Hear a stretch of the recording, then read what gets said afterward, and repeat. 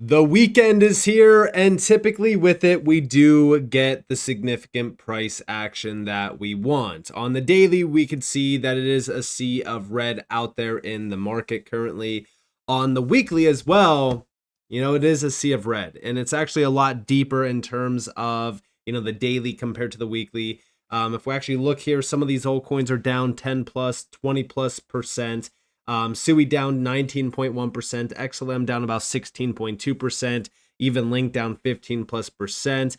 XRP, HBAR also down in a big way. XRP down about 12.6, HBAR down 20 plus percent, QNT down 13.4%. So when we think about what's happening, there is a big buy opportunity for us out there right now. And even in terms of the market itself, if we actually look at the overall view of the market, Bitcoin hovering around 113K, Ethereum around 3,400, XRP around $2.80. If we look at SUI, $3.36, Stellar, 37 cents, HBAR, 23 cents. And this is what we have been talking about, for the last 2 weeks now. If you guys watch the live streams, you already know that this is what we were calling for. And this is the perfect storm, right? If you think about it, right? The market is pretty bullish right now, even though a lot of people don't believe it. And a lot of people are getting shaken out at a crucial point in the market. We just watched as the US market for crypto opened up in a huge way because of the SEC, the CFTC, also even this Trump admin, they've been very bullish on crypto for a while. They continue to push and push for crypto to be a big deal in the US. They want to get behind it. They want to make sure that they are a leader in crypto. So, at this time, retail is really not focused on that. They're focused on price action. And the price action is telling them, hey, you should be scared. You should be worried. You should get out. I talked about this in the live stream, right? It's all a psychological game. It's all built on emotions. Red and green. Green means good. It means go. Red means stop. It's bad. So it's all based on, if you look at the market right now, currently it's a scary time, right? It's all red. The fear is picking up. Markets are dropping. We don't know if this is the bottom or not. You should be scared. You should be panicked. And at this time, I've always stressed that we should be buying up the fear. We should be locked in and waiting for the levels to be hit. Do not chase your buys. Let the buys come to you. I've always mentioned this. A lot of people will try to catch a falling knife. I said it in the live stream as well. We are probably going lower on a lot of these altcoins, and we are getting exactly just that. If we look at the market right now, let me refresh this real quick. Sorry for interrupting the video, but I have to let you guys know that I am now officially partnered up with ITrustCapital, the best platform out there for premium custody accounts and even crypto Roth IRAs.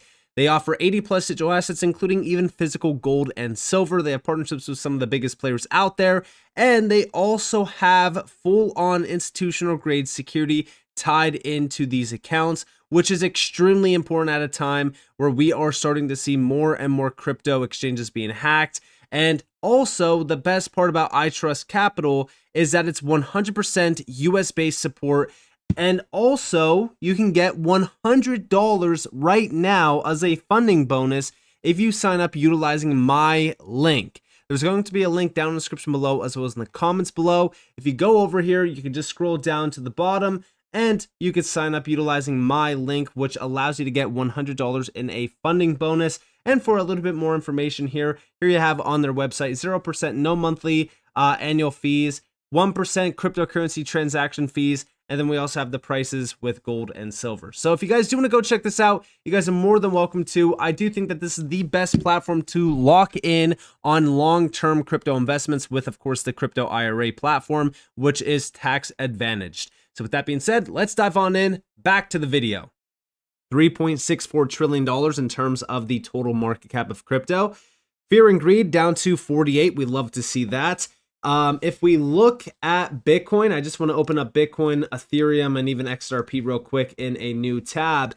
If we look at Bitcoin itself, and let me actually just look at this on the 7-day, we did hit 112K 2 times actually. This is what the trading view chart looks like right now from CoinMarketCap.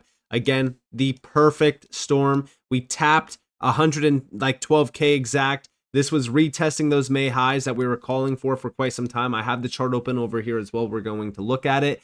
This is perfect for us. In terms of Ethereum, let's go and open up TradingView real quick. Let's go to the daily. So in terms of Ethereum, we, tapped this nice like $3,300, $3,400 level. Is this a very big level for us to actually hit? Well, it's the highs going back here from November. So we just retested these highs. We don't have like May highs to go off of with Ethereum, because if we go back to May, I mean, these are the May highs. Our major high was here in June. That's around like 2,800. I don't see us going that low. The main thing that I was actually looking at is potentially if we were going to retest some of the original wicks here, like this major wick from around like 3,300, that was like a key level. I do have the Ethereum chart open as well. We'll address that, but also major support, right?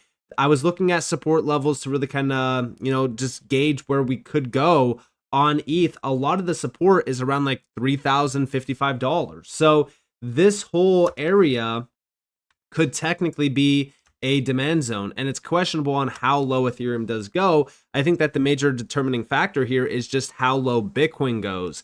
And if we're thinking about 112K holding, that's a crucial level on Bitcoin to actually hold, then this should technically be our bottom. I'm not saying 100% confirm that this is our bottom, but I already bought some altcoins on this low because I don't think that we go much lower from here. If anything, we might wick down to like 108K on Bitcoin, but I see us bouncing in a big way from this point on. In terms of XRP, XRP was not shy to this recent move. I told everyone that XRP's chart looked horrible over the last couple of days.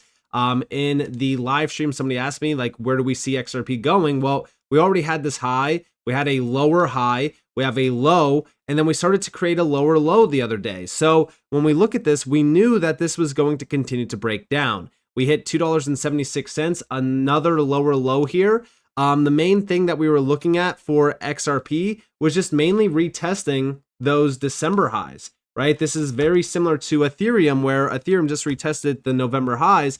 This is like the first major level for us to actually look at with XRP. We lost $2.96. We knew that that was going to be a big signal of lower price action. And now the main thing with XRP that we're actually looking at is just this area here.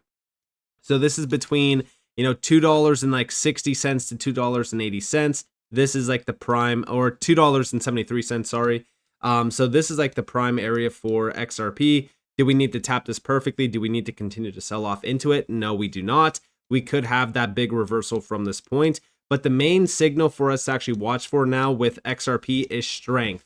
And what does that look like? Well, it means us creating a higher high on this chart, mainly just breaking over $3.32. So if we could do that, we could actually break this overall weak structure that we do have currently, which is a bearish structure, and form bullish structure again on the chart. But we definitely need to look at some of the lower time frame structure as well, because if we are looking at this, the actual signal will be, breaking out of some of these previous highs as well that we do have on this chart. So, breaking over $3.05, reclaiming $3.17. That would put us on the path to breaking $3.33, targeting some of these other highs here, which is, of course, the all-time high on this chart. So this could definitely be a very big move for us if we could see that reversal. But I don't see us having that reversal just yet on XRP. It's probably going to take a little bit of time.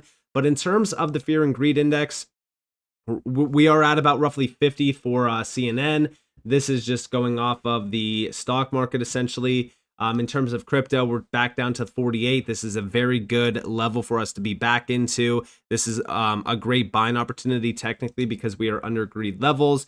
And also, Jim Cramer just said that he despises both August and September, just tough months to make money, which this is so comical because if we're looking at September, we know that there's potentially going to be a major rate cut decision in September, which I'm definitely focused on. I do think that we get the rate cut in September. That's going to cause markets to surge. And I do think that maybe the first week into August is going to be pretty bearish. I've talked about the first 2 weeks possibly being pretty boring or bearish. And then after that, the rest of the month is going to be pretty good. CNBC, is already starting to push bearish momentum around crypto, talking about how crypto wobbled into August as Trump's new tariffs trigger risk off sentiment. And then also Bitcoin Ether fall as President Trump modifies tariffs and jobs data disappoints. So everyone is looking at this, and all of the mainstream media is trying to heat up the bearish price action. They're trying to tell you, hey, guess what? There's so much uncertainty out there. You should be fearful right now. I am not listening to it at all. But the question here is, did Trump really break the market? And if we actually go over here, technically he did. I think that it's not going to break it forever, and I don't think that we need to be bearish at all currently. But if we actually look at this, we have why markets dumped today. Trump just fired the person who gave him exactly what he needed to pressure Powell into rate cuts. The level of self-sabotage here is actually insane. Let me explain. The July jobs report was brutal. Only 70,000 or 73,000 jobs added, expected 100,000 plus. May and June revised down by a massive 258,000 jobs. Markets went into free fall. Trump's response, fire the messenger and call the numbers fake. But here's where it gets absolutely insane. Trump has been begging Powell to cut rates for months. The Fed will only cut if inflation hits 2% sustainably or labor market weakens significantly. Guess what? This fake data just handed him exactly what he needed. The market immediately repriced rate cut odds. September rate cut probability 40% to 80% plus. The dollar plunged over 1%. Some analysts are now calling for 50 BP cut instead of 25 BP, which I actually think that this makes a lot of sense. This data was Trump's golden ticket to pressure Powell. Yet Trump literally said the person who produced this data faked jobs numbers to hurt Republicans and boost Kamala's chances. And then we do see, brother, this data is literally your best argument for rate cuts, which it is. I mean, if we think about what's happening here, right? The Fed has been holding rates simply because the markets and the economy has been very strong. This is actually all the ammunition that we needed for the Fed to actually cut rates. So I do think that we are about to see a big rate cut in September, probably 50 BP, which will be huge for the market. It would actually pump the markets in a huge way, which is why I think that September is going to be a big month. But we also have Trump's exact words, Jerome, too late. Powell should also be put out to pasture. So let me get this straight. Fire the person giving you data that supports rate cuts. Attack the Fed chair you need to actually cut rates. Make it make sense. The timing is unprecedented. Morning jobs report shows weakness. Afternoon markets crash. Rate cut odds surge. Evening, Trump fires the BLS commissioner. Markets don't even know if this is bullish or bearish anymore. We are in uncharted territory. So yeah, I mean, listen, when we think about what's happening here, did Trump break the market? I mean, ultimately speaking, it wasn't so much Trump, but he definitely did have a hand to play in all of this. The main thing that I'm actually looking at, though, behind all of this is the jobs, right? The economy itself. Things look pretty weak for the economy, which is probably going to push the Fed into a position where they have to cut rates. So when we go back to Jim Cramer's original post here, August, towards the end of August, we might actually see us move in a huge way. We might not even have to wait until the end of August. We might not even have to wait, until the week after this one, right? So this week could be our big bounce time frame. If we're thinking about Bitcoin, right, we already hit the 112K target. This could easily allow us to jump back to like 117K. It could take a little bit of time, right? We might chop here, which is why, like I said, yeah, sure, we might get this big bounce, but this is still going to be boring price action until we make a new high. So it could take until about roughly the middle of August anyways. But in terms of, Ethereum, we might get a little bit lower price action. We could easily avoid this depending on what Bitcoin does. But stocks, right? For stocks, we could easily bounce from where we just dropped to. This is what I was predicting with stocks, right? I predicted us to drop into this like $6,200 level because this is all major demand. We could easily V-wave recovery from this and skyrocket to 7K plus, by the end of this year. The main question is, do we get that continuation down to 6,100, like 6,150 before we get that big bounce? It's definitely possible. It could take, Monday or Tuesday's price action until we get that on Wednesday. But I still believe that we are at that point where the market should be close to being bottomed out and we should have that big rally. Everyone is so concerned about what's happening. Everyone's still concerned about the jobs report. Everyone's still concerned about tariffs and this trade war. And even Jim Cramer is telling us to be bearish, which is typically an inverse, signal. So right now, as everyone's getting a little bit scared, a little bit panicked, the markets are looking like this. They're having a major sell-off. I'm actually very bullish right now. I'm actually very bullish, especially going into September, because we got everything we needed for the Fed to cut rates in September. So now is the best time to prepare before September. So with that being said, I hope that you guys enjoyed this video. If you guys definitely leave a like, subscribe, turn notifications on for some more free content. You guys are more than welcome to follow me on Twitter and join the free Discord down in the description below. And with that being said, guys, this is Nick. Thanks for watching. Peace out.